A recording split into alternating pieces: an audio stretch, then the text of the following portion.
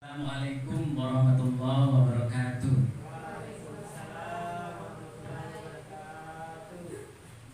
Ya, yang saya hormati Bapak Kepala Sekolah, Ketua Komite UPTSDN 163 Wonokerto, Ibu Bapak Guru yang saya hormati pula, serta perwakilan dari orang tua wali murid yang saya hormati.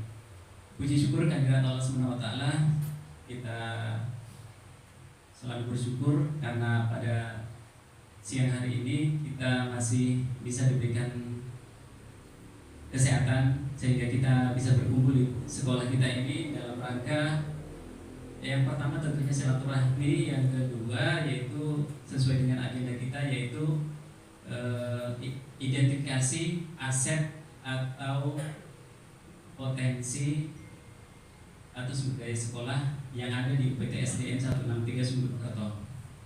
Namun sebelum kita lebih jauh menggali aset-aset sekolah kita yang ada, kita berikan kesempatan dulu kepada kepala sekolah untuk memberikan sambutannya. Pada beliau kami persilakan dengan hormat.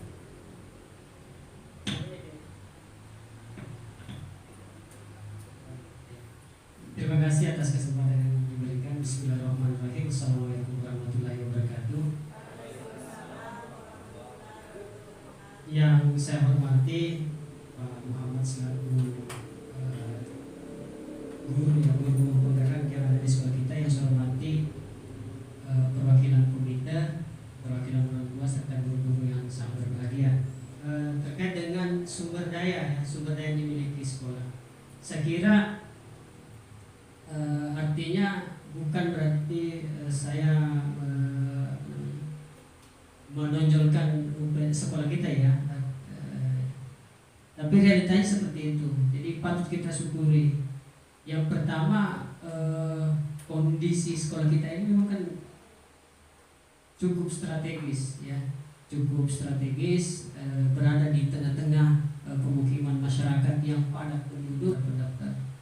Kemudian yang kedua, sumber daya gurunya ya alhamdulillah bisa lah ya, bisa sama dengan guru-guru yang ada di luar sana, bisa berbagi ilmu pengetahuan, berbagi ilmu yang update, khususnya terkait dengan PNM. Kita sudah bisa mengupdate diri kita sendiri tanpa menghadirkan narasumber dari yang lainnya.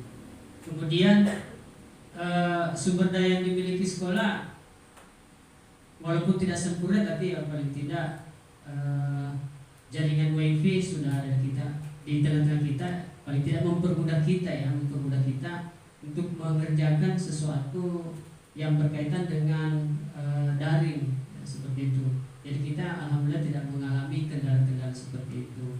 Saya kira masih banyak potensi-potensi sekolah kita ini. Tinggal bagaimana kita memanfaatkan itu sebenarnya ya.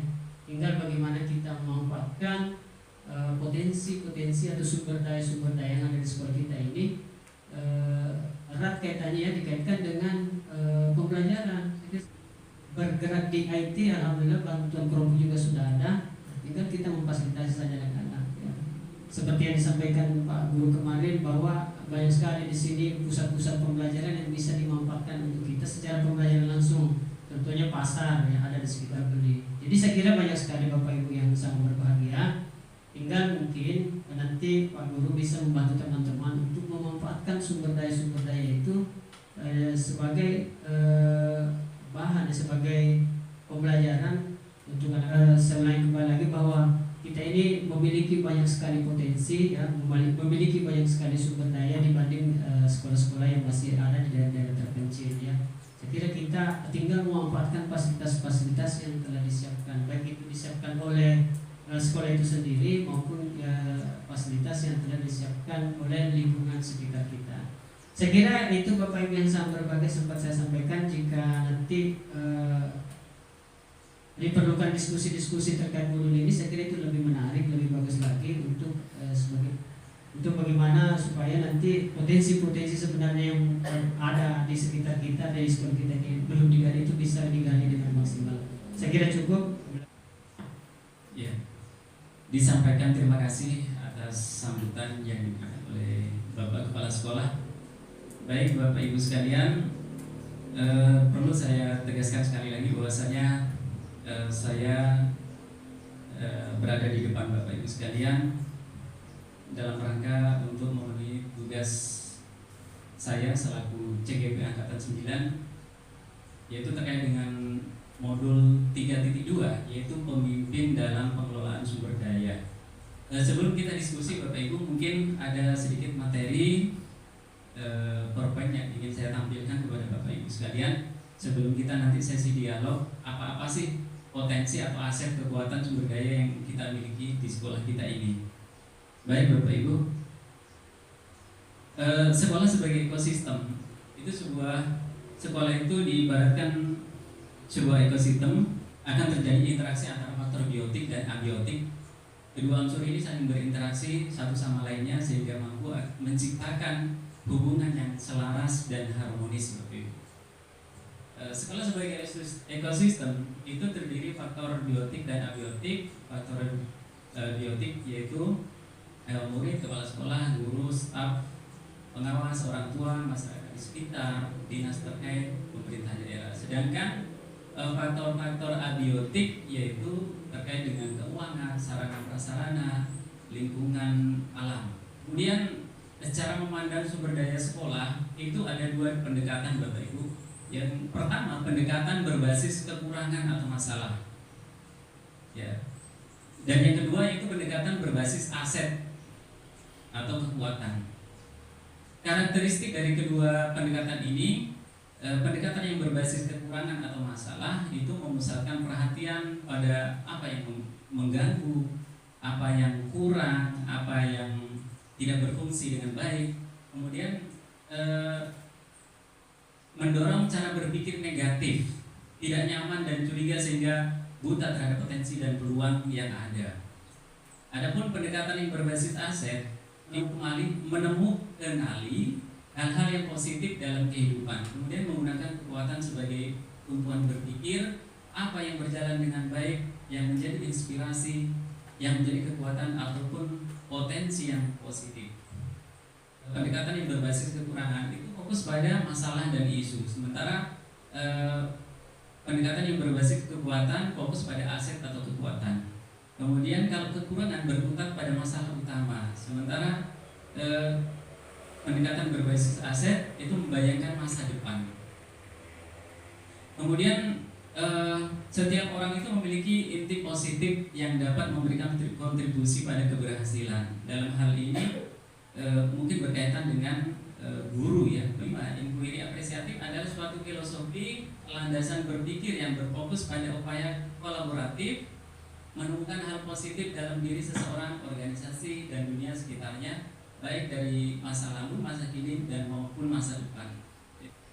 Nah, pendekatan ABCD atau pendekatan Asset Based Community Development atau dalam bahasa Indonesia itu pengembangan komunitas berbasis aset.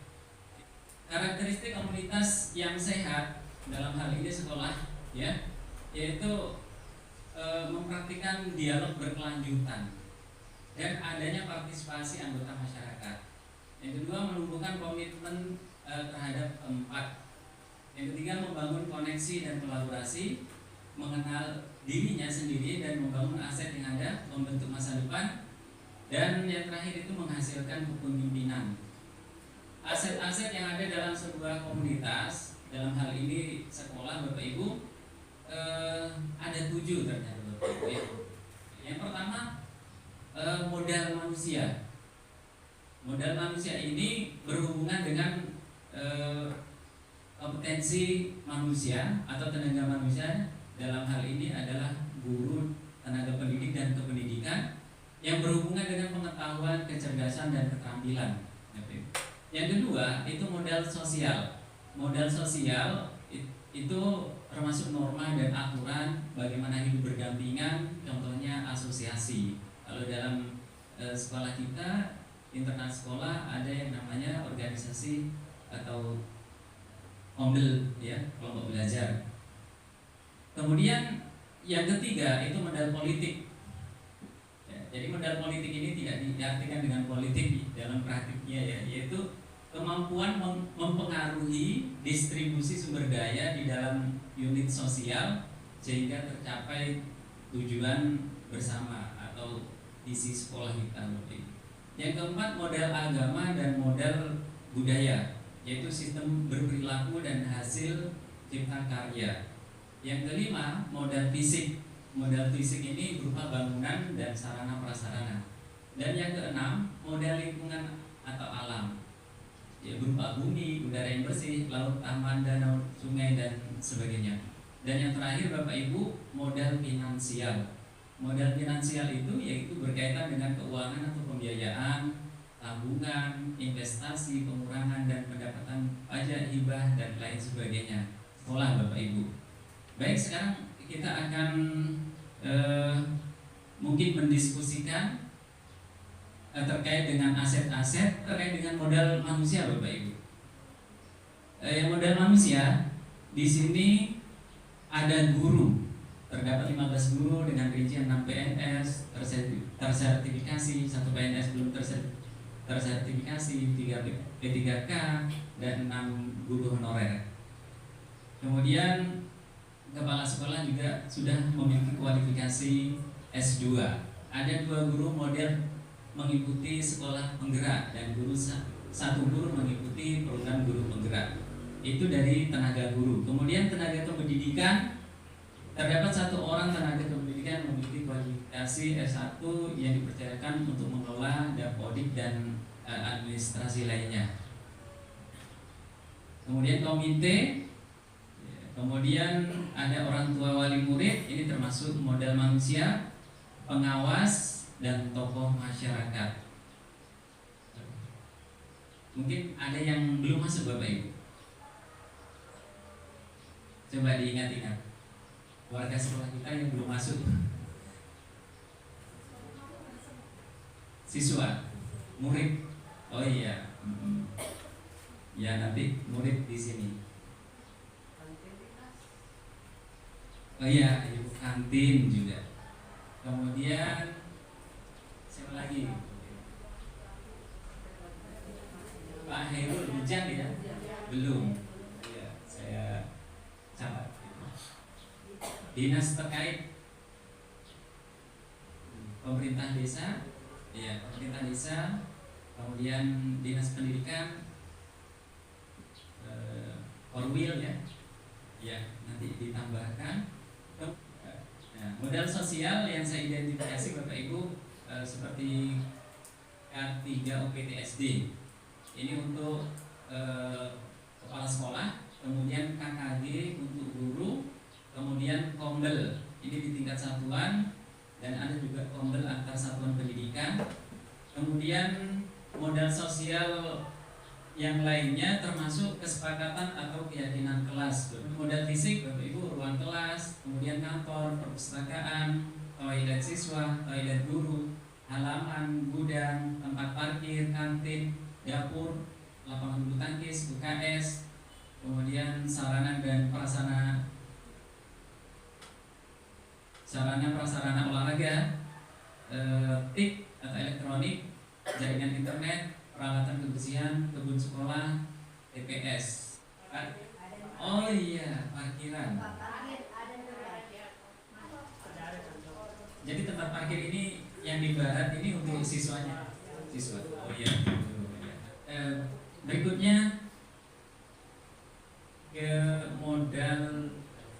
Berikutnya adalah modal lingkungan atau alam. Modal lingkungan atau alam adalah sarana prasarana yang ada di sekitar sekolah yang sekiranya bisa mendukung dan bisa juga dijadikan sumber belajar siswa Bapak Ibu. Yang sudah teridentifikasi yaitu jalan raya, ya, kemudian pasar rakyat, masjid jami, puskesmas, kantor desa, lapangan nanti. Kemudian Bank BRI unit, MTS, MA, pondok pesantren, sawah, irigasi, empang atau kolam ikan, home industri, pabrik tahu tempe. Kalau apotik bisa lah, karena biasanya memang di luar dari pasar. spesifik ya. Oh iya, sekolah TK ya. Sekolah TK. TPA juga bisa. Ya, berikutnya yang kelima Bapak Ibu, yaitu modal finansial. Jadi modal finansial ini meliputi BOP reguler dan BOP kinerja. Keterangannya di sini untuk menunjang operasional penyelenggaraan pendidikan dan peningkatan mutu sekolah dan kompetensi guru. Kemudian sumbangan komite. Ini seharusnya ada sekolah. Iya. Ini perlu diedit ya, direvisi. Kemudian kontribusi kantin. Ya, ini maksudnya di sini Bapak Ibu. Seharusnya di bawahnya kontribusi kantin ya. Kemudian sedekah Jumat atau infak Jumat yang sudah yang belum tercover di sini. Tiap tahun anak-anak kita kayaknya dapat bantuan ya. PIP. Iya. Ya, dengan berembuk kita akan lebih jeli, lebih teliti dan maksimal dalam pengidentifikasian sumber daya sekolah kita Bapak Ibu. Kemudian modal politik ini terkait dengan kebijakan-kebijakan kepala sekolah yang tertuang dalam keputusan-keputusannya tentunya. Kemudian termasuk modal politik yaitu kerjasama dengan puskesmas. Ini meliputi kegiatan vaksin COVID-19, pemberian obat cacing, bias, dokter kecil, PHB dan PHBS, penjaringan. Ya, terima kasih Pak. Saya hanya ingin menambahkan tentang modal politik yang itu kerjasama dengan puskesmas. Mungkin bisa ditambahkan yaitu penjaringan anak sekolah dulu kelas 1. Setiap tahun diadakan oleh puskesmas kerjasama dengan sekolah kita. LPNR itu bekerja sama dengan puskesmas juga atau PMI. Dan yang terakhir Bapak Ibu yaitu modal agama dan budaya. Modal agama dan budaya di dalamnya termasuk yaitu kegiatan atau pembiasaan 5S. Ini terbudaya 5S, menumbuhkan rasa hormat dan saling menghargai antar warga sekolah. Yaitu sholat 2 berjamaah, yang kemudian takziah, membangun. Kemudian yang keempat, makan makanan bergizi dan sikat gigi bersama. Ini yang kelima, peringatan hari besar keagamaan dan hari besar nasional. Ya, terima kasih atas salam dan masukannya ya. Jadi betul Bapak Ibu. Jadi sekolah kita termasuk sekolah yang lumayan banyak kelebihan dibandingkan dengan sekolah-sekolah lainnya yang ada di lingkungan sekitar kita. Dengan harapan dengan potensi, kelebihan potensi atau aset sumber daya yang kita miliki, kita bisa memanfaatkannya sebaik-baiknya sehingga berdampak pada peserta didik kita melalui program-program atau kegiatan pembelajaran. Kita bisa memanfaatkan aset-aset itu. Jadi kesimpulannya Bapak Ibu, dengan mengidentifikasi aset-aset atau sumber daya sekolah, kita diharapkan mampu memaksimalkan, memanfaatkan aset-aset itu. Sekiranya cukup sekian pertemuan kita pada pagi menjelang siang hari ini Bapak Ibu. Saya ucapkan terima kasih.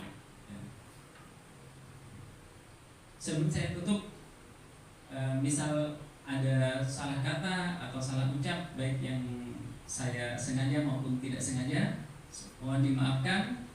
Dengan ucapan akhir kalam, assalamualaikum warahmatullahi wabarakatuh.